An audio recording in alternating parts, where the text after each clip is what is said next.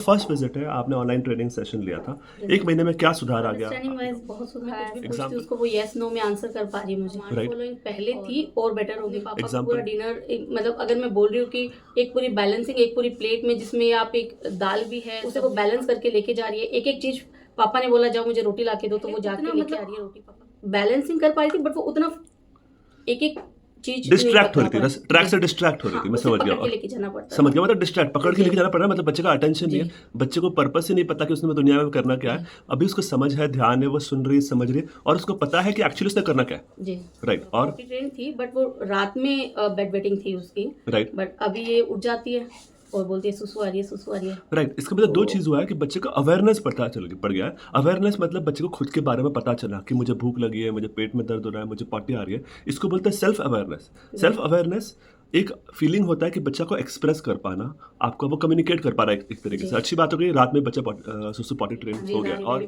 कैसे बोलती है खाने तो? मम्मा ये चाहिए या ये दे दो, मतलब 3 वर्ड सेंटेंसेस पे आ गई है। जी। पहले कैसे पहले था, बट वो 3 वर्ड में हमेशा जैसे एक चीज मांगने पे जैसे लड्डू चाहिए या दे दो था सिर्फ पहले। मतलब पहले सिंगल वर्ड्स पे थी, अब उसको बोलते चाहिए हैं भी बोलती है, उसको देना, लाना, ला दो, उसको अलग अलग तरीके से एक लाइन को। मतलब पहले बोलती थी मम्मा बनाना दे दो, अब बोलती मम्मा बनाना लाना, मम्मा बनाना चाहिए, मुझे मतलब बनाना खाना है। टेक्निकली इसको मतलब ग्रामेटिक्स सुधर जी, गया। जी। ग्रामेटिक्स मतलब क्या होता है कि कौन सा वर्ब किस जगह पे लगाना, जी। चाहिए, दो, लाना, प्रोनाउंस अच्छे प्रोनाउंसिएशन। हुए हैं इसके। राइट। प्रोनाउंस मैं, तुम, आप, ये वो अच्छे बेटर हुआ फिर प्रोनाउंस। से उसका रीजन एक है, बच्चे का अटेंशन अंडरस्टैंडिंग बड़ा है, तो बच्चा समझने लगा है कि अच्छा किस जगह पे कौन सा वर्ड यूज करना है। जी। ठीक है, तो इसको बोलते हैं वर्ड सिलेक्शन भी इंपॉर्टेंट है, मतलब प्रॉपरली ग्रामेटिक्स कंटेक्स्ट प्रॉपर जगह पे आना। स्कूल में जैसे सुना है सिटिंग अच्छे से है एकदम, Okay जी। मतलब अटेंटिव है क्लास में। Right। जो उसको करवाया जा रहा है वो सब कर रही है। राइट। आप हमारे व्हाट्सएप कम्युनिटी में क्या सीखने मिल रहा है? व्हाट्सएप कम्युनिटी में सब जो पेरेंट्स अपने अपने वीडियोस डालते हैं ना, मैं खुद पर्सनली आई एम सॉरी, मैं अपने वीडियोस मैं नहीं बना पाती, मैं नहीं डाल पाती। कोई दिक्कत नहीं। तो बट मैं उनसे वो वीडियोस देख के मैं सीखती हूँ, वो वैसा मैं करती हूँ। एक्चुअली वीडियोस का पर्पस, वो कम्युनिटी का पर्पस क्या है कि पेरेंट्स अपने वीडियोस डालें, मैं आपकी गलतियां निकालूं और आपकी गलतियां सुधारूं। किसी वीडियो पे अगर आपने कुछ कमेंट किया है, कुछ पॉजिटिव किया है, कुछ नेगेटिव किया है, तो उसके अकॉर्डिंग मैं उसके वो करवाती हूँ एक्टिविटी। बिल्कुल, देखो इसमें ना नेगेटिव कमेंट ज़्यादा ज़रूरी है, क्योंकि कोई भी पेरेंट है ना परफेक्ट नहीं है। हर एक एक्टिविटी में अगर आप अच्छे से भी कर रहे हो तो मैं उसको और अच्छे से गाइड कर सकता हूँ। अल्टीमेटली हमारा पर्पस क्या है, आपकी थेरेपी एक्टिविटी, सारे पेरेंट्स एफर्ट डाल रहे हैं, उसमें मुझे कोई डाउट ही नहीं है, लेकिन वो सही डाल रहे हैं गलत डाल रहे हैं हमें नहीं पता। तो कोई भी थेरेपिस्ट आज की दुनिया में आपको ये नहीं बताता कि आप एक्टिविटी गलत कर रहे हो और उसको आपको सुधारना कैसे है। हमारी कोशिश सिर्फ हमेशा एक ही है, आप बच्चे के साथ बेटर कैसे कर पाओ, यही हमारा इंपॉर्टेंट। तो थेरेपी बताना कि आप ये वाली एक्टिविटी कर लो बहुत आसान काम है, लेकिन आप थेरेपी सही से कर रहे हो नहीं कर रहे हो, और उस एक्टिविटी को बेटर करना ताकि बच्चे का रिजल्ट बेटर हो। अल्टीमेटली हमारी कोशिश एक है, बच्चे का रिजल्ट बेटर हो।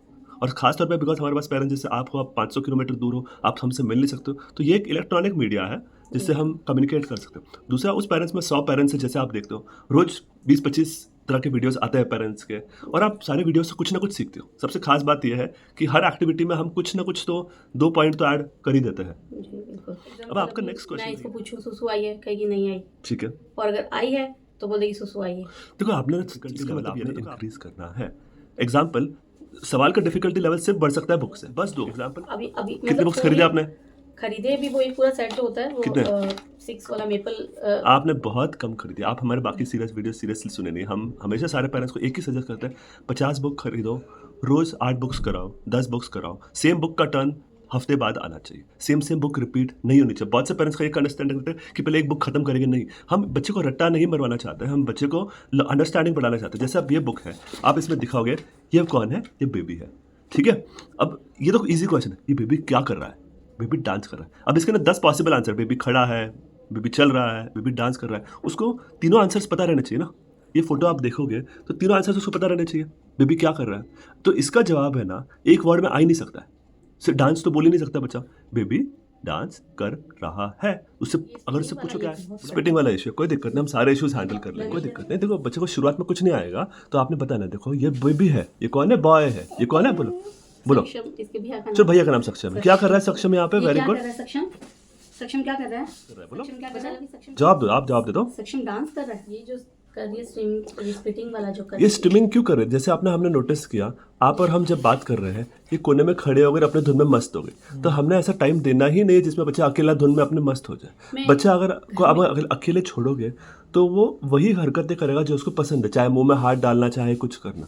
तो किसी ना किसी को बच्चे के साथ लगे रहना पड़ेगा। सबसे मेन बात यह है, कुकिंग में अगर आप लग रहे हो तो हस्बैंड को बच्चे को संभालना पड़ेगा, और कोई तीसरा सोल्यूशन नहीं है इसमें। तो सबसे इंपॉर्टेंट बात आपके सिचुएशन में एक इंपॉर्टेंट है, हम सारे बच्चे जिनको ऑटिज्म की प्रॉब्लम है उसमें हम ईजी करते हैं। ईजी में हमारे कुछ कुछ एबनॉर्मलिटीज़ मिली और उस एबनॉर्मलिटीज़ को हमने ठीक किया दवाई देके। सबसे अच्छी बात यह है कि उसका फ़ायदा ये है कि बच्चे का बिहेवियर, लर्निंग, इंटेलिजेंस सुधरा है।